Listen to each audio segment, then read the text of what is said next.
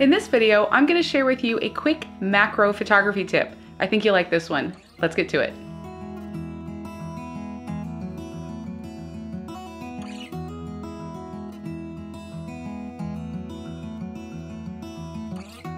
Whenever I go out hiking or sometimes just walking around my neighborhood, I almost always have my macro lens with me. So right now I'm using the Fujifilm 60mm, and this is my go-to macro lens. Now when you're photographing things in nature, like little blossoms or flowers, or in my case I was recently photographing some fiddleheads, you can't always control what the background looks like.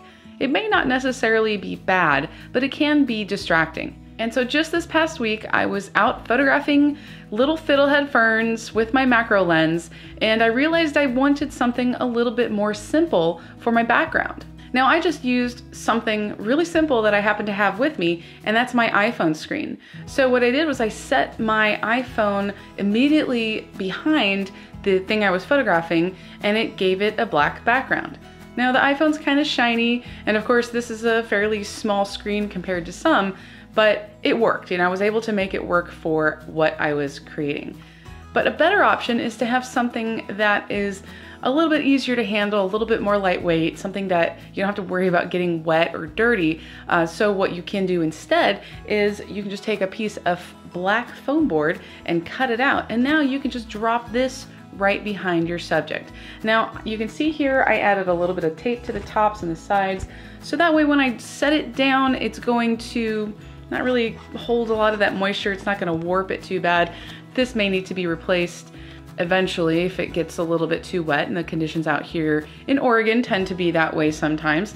But this is really lightweight, and I can just stick this in my camera bag or even just carry it along with me whenever I go out shooting.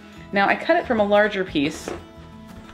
So these you can find at really any craft store. I actually got this one at my grocery store when I was just walking through, and I cut it down and put some tape around it, and now I have a nice, about an 8x10 or so size piece of black board that I can set immediately behind my subjects when I'm doing macro photos. Now you don't have to have something that's black if you want to have maybe a different color or a different shade, maybe a gray board or a white board. Now if you use white, it's probably not going to be a pure white background, but it's going to be a little bit brighter in that background than if you were to use black. You could even print out a photograph that has a nice blurry kind of a bokeh look to it and put that back there as well. There are a lot of kind of different options you could work with, but it's a little bit more of a way to control that background in your photograph instead of just relying with whatever happens to be there. Because when you're photographing something so small, you can't always move around like you could with a larger subject. Thanks so much for watching, and be sure to hit that subscribe button to get more videos like this down the road.